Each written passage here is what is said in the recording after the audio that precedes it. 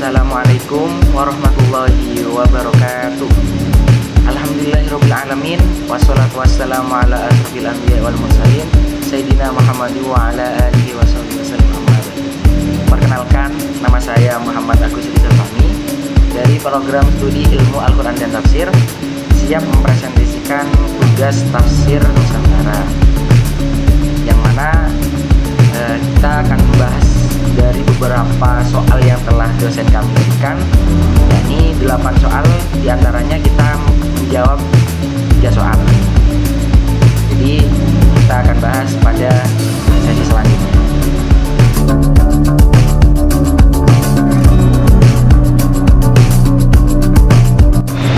Nah, pada kesempatan kali ini saya akan menjawab soal nomor pertama. Nah, ini tentang surah Al-Hujurat ayat 13 dan tradisi gotong royong dalam pendekatan tafsir Nusantara.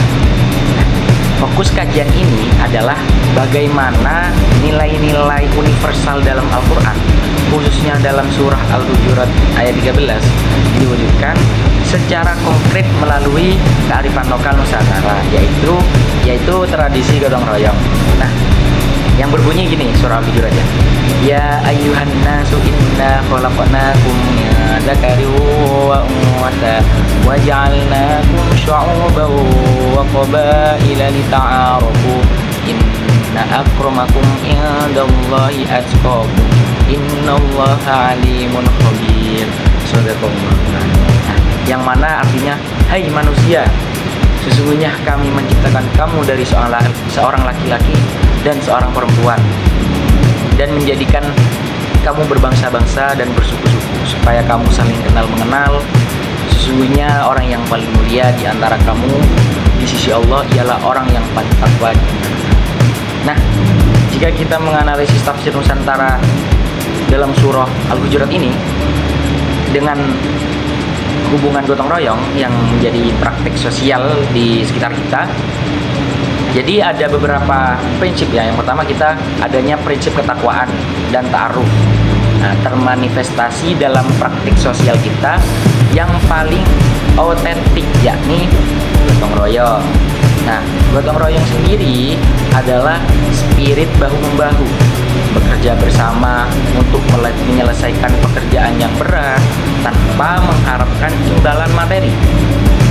Nah, saat kita menyaksikan praktik sosial ini, gotong royong ini, nah kan banyak nih ya, bukan hanya dari beberapa suku saja kan, tapi banyak dari berbagai latar belakang suku dan agama yang berbeda. Nah, tapi tetap bersama-sama membersihkan tempat ibadah. Ini salah satu contoh dari gotong royong ya, kayak membersihkan tempat ibadah, membangun jembatan, atau membantu bukan acara sih, kayak membantu orang yang sedang berduka. Nah, itu salah satu contoh. Nah, disitulah esensi surah Al-Hujurat ayat 13 itu hidup, dalam artian teraplikasi dari surah Al-Hujurat itu, dari adanya kegiatan-kegiatan praktik sosial yang ada di masyarakat.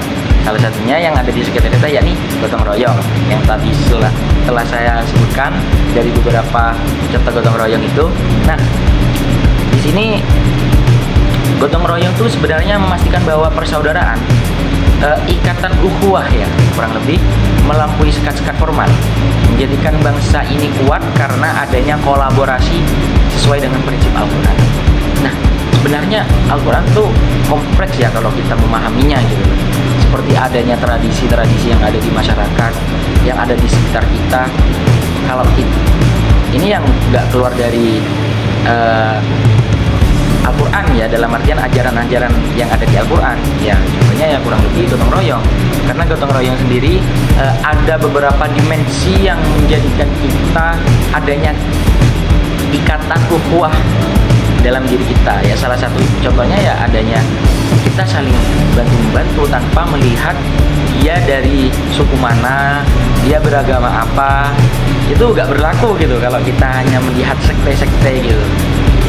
Maka adanya pengaplikasian dari surah Al-Hujurat ayat ayat 13 ini gitu, dapat disimpulkan bahwasanya gotong royong adalah perwujudan praktis dari tafsir Nusantara atas surah Al-Hujurat ayat 13, mengakui adanya keberagaman, menjalin persaudaraan, dan menjadikan kepedulian sebagai tolak ukur ketakwaan. Nah, itu dia tentang esensi kita barusan kan bahas tentang kurang lebih esensi surah Al-Hujurat ayat 13 dalam tafsir Nusantara atas praktik sosial gotong royong. Nah, itu sekilas jawaban dari saya. Selanjutnya kita akan bahas dari soal yang kedua pada video selanjutnya.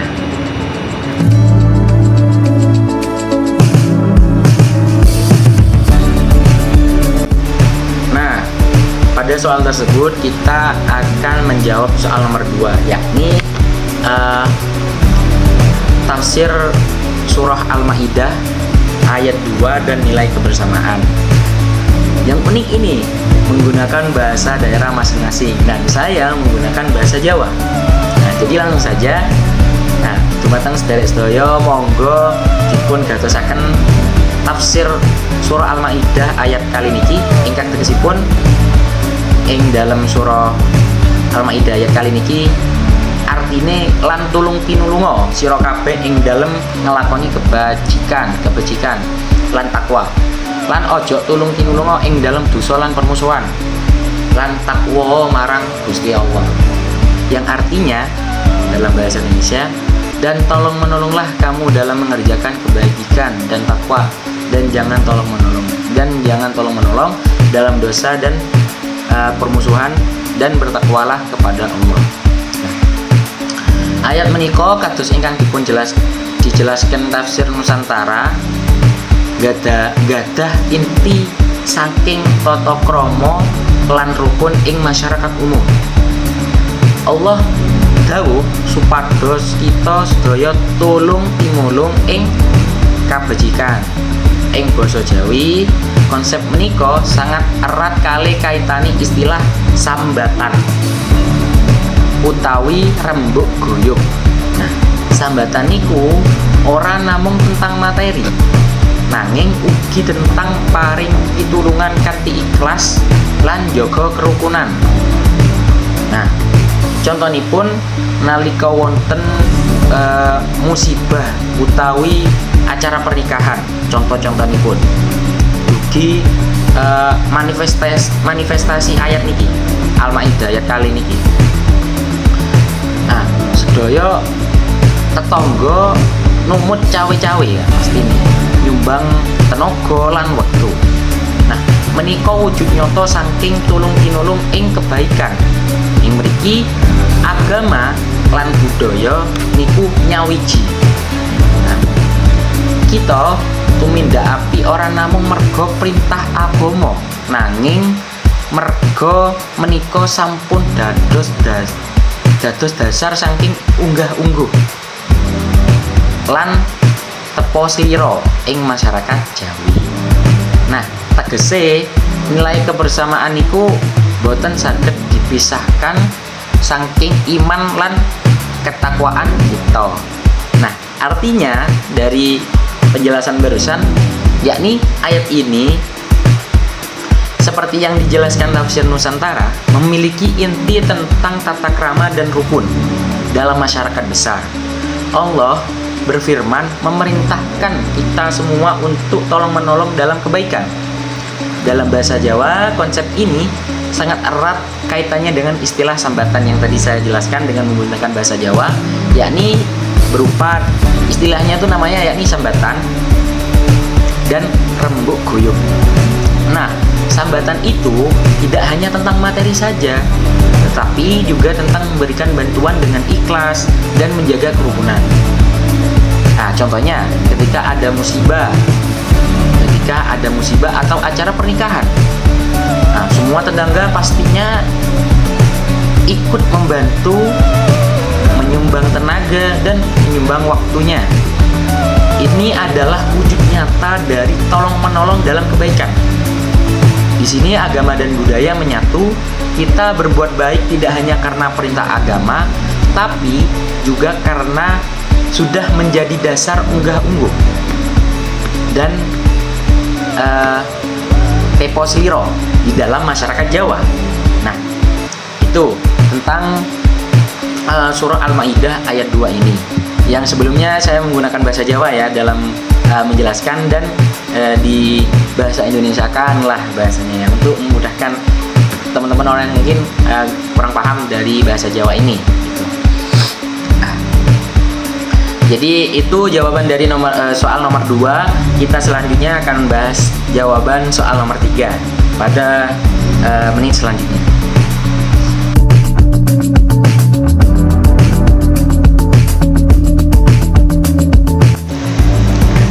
Nah, pada kesempatan kali ini kita akan membahas tentang kita akan menjawab soal nomor 3, yakni tentang refleksi pribadi tentang pengaruh tafsir Nusantara terhadap pemahaman Al-Quran dalam kehidupan sehari-hari.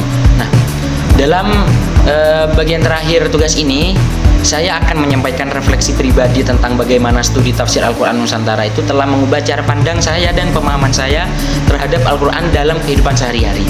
Nah, jadi sebelum studi ini ada, pemahaman saya tentang Al-Quran cenderung kaku, terikat pada tekstualis gitu, dan seringkali merasa bahwa syariat itu terpisah dari realitas budaya lokal. Saya sering merasa sulit menghubungkan ajaran universal dengan tradisi yang saya jalani, membuat Al-Quran secara agung tetapi jauh gitu, kayak agak relevan gitu sebelum saya memahami tentang studi tafsir Nusantara ini. Nah, dari refleksi pribadi dalam studi tafsir Nusantara ini, ada beberapa dampak yang saya pikirkan, yang saya mempunyai jawaban dalam ini, yakni tafsir Nusantara. Di antara dampak utama kontekstualisasinya, tafsir Nusantara menjadi titik balik yang mengajarkan saya bahwa Al-Quran harus membumi, kontekstual. Al-Quran bukan hanya diturunkan di Jazirah Arab, kan, tetapi maknanya harus hidup juga di bumi Nusantara. Ketika membaca ayat tentang musyawarah, contohnya nih ya, contoh kecilnya ketika saya membaca tentang ayat musyawarah tuh, saya langsung teringat praktik rembuk desa. Kan ada nih kan ya, rembuk desa kan ada, mungkin di sekitar kita, di rumah saya juga ada pasti tentang rembuk desa ini. Nah, itu ketika saya beberapa hari yang lalu menemukan dari tafsir Nusantara sendiri adanya ayat tentang musyawarah, dan banyak contoh-contohnya, entah itu seperti tentang ayat-ayat gender itu kan banyak juga kan. Nah, ketika membaca ayat tentang kebersihan dan toharoh, saya teringat praktek ulama zaman dulu yang mengintegrasikan ritual keagamaan dengan tradisi air di Nusantara.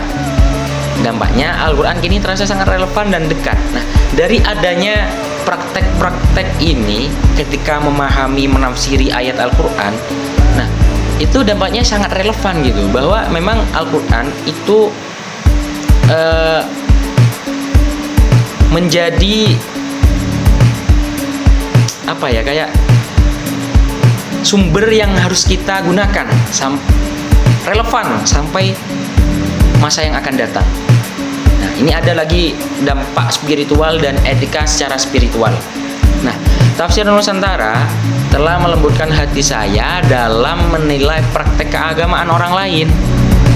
Saya belajar bahwa ada berbagai cara untuk mengekspresikan ketakwaan yang semuanya berakar pada niat baik, maqasidus syariah, dan tidak bertentangan dengan prinsip dasar Islam. Nah, jadi dari adanya ketika saya mempelajari tafsir Nusantara itu banyak ya, bisa menumbuhkan sikap toleransi dan inklusivitas yang kuat, sejalan dengan ajaran Islam yang rahmatan lil alamin. Dalam artian, seperti halnya saya gak terlalu menjudge bukti cara mengekspresikan ketakwaan mereka gitu.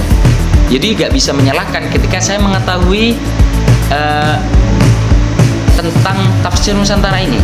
Karena adanya tafsir Nusantara ini kayaknya bisa menumbuhkan sikap toleransi saya gitu. Bagaimana menilai ketakwaan terhadap seseorang. Nah, ini contohnya dalam pengaplikasian sehari-hari ya. Pengaruhnya dalam kehidupan sehari-hari sangat jelas. Saya menjadi lebih menghargai tradisi lokal seperti selamatan, tahlilan, ataupun kenduri sebagai bentuk dakwah bilhal, yakni dengan aksi yang efektif dan damai. Kan pastinya teman-teman juga udah tahu ya, terikat dengan sekitar kita juga gitu, kayak semisal kegiatan selamatan, tahlilan gitu. Itu juga gak bisa moro-moro kita salahkan gitu. Apalagi ketika kita mempelajari tentang studi ini, tafsir Nusantara, pasti sangat relevan gitu. Nah ini terus adanya lagi gini, saya melihat praktek tersebut bukan sekedar ritual budaya, tapi sebagai wadah untuk menanamkan nilai sedekah, doa, dan silaturahmi. Nah, ini mengubah cara pandang spiritual saya terhadap Al-Quran. Ia adalah sumber petunjuk. Al-Quran ini kan menjadi sebagai sumber petunjuk ya bagi kehidupan kita gitu ya, yang selalu terbuka untuk dialog dengan kearifan lokal yang baik. Nah, itu bukti bahwa Al-Quran itu hidup gitu sampai masa kini. Bagaimana menanggapi tradisi-tradisi kearifan lokal yang ada terutama di Nusantara. Itu beberapa jawaban lah ya dari refleksi saya sendiri mengenai pengaruh tafsir Nusantara. Sebenarnya banyak, agar efisiensi waktu aja gitu. Itu kurang lebih itu kayak gerbang saya perspektif dalam diri saya, dalam saya pribadi ketika saya mempelajari tafsir Nusantara. Pengaruhnya itulah ya, dampaknya, impactnya kepada saya pribadi ketika saya mempelajari studi tafsir Nusantara ini, yaitu barusan adanya tumbuh sikap toleransi, gak moro-moro saling menyalahkan ketika ada orang yang mengekspresikan ketakwaannya gitu. Karena cara mengekspresikan ketakwaan kita terhadap Tuhan itu ya berbeda-beda gitu ya. Maksudnya ya kita juga mempunyai cara sendiri untuk mengekspresikan ketakwaan kita itu gitu lah. Kita harus mengulik juga bagaimana ini ada pengecualian juga ya, ketika yang penting nggak keluar dari syariat yang udah ditentukan gitu, tidak keluar dari syariat gitu. Nah, kesimpulannya tafsir Nusantara ini telah berpengaruh banget ya bagi saya pribadi gitu, terutama dari segi pemahaman saya menjadi lebih kontekstual terhadap Al-Quran ataupun terhadap sesuatu itu pun, dan aplikatif. Al-Quran ini menjadi panduan yang menyatu dengan realitas budaya saya. Jadi bisa menghidupkan lah ya, bukan menghidupkan Al-Qur'annya kan, tapi bagaimana kita juga menghidupkan pola pemahaman kita terhadap pemahaman Al-Qur'an. Bagaimana peran Al-Qur'an itu sendiri yang mana menjadi lampu bagi masa depan kita gitu. Nah, kurang lebih kayak gitu. Terima kasih sudah menyimak dari jawaban-jawaban saya pribadi. Mohon maaf jika ada perkataan yang kurang berkenan, dan mungkin semoga apa yang menjadi jawaban bagi saya sendiri untuk menjawab persoalan soal-soal yang telah dosen berikan ini, semoga menjadi manfaat bagi teman-teman yang menyimak video ini. Kurang lebihnya mohon maaf. Assalamualaikum warahmatullahi wabarakatuh.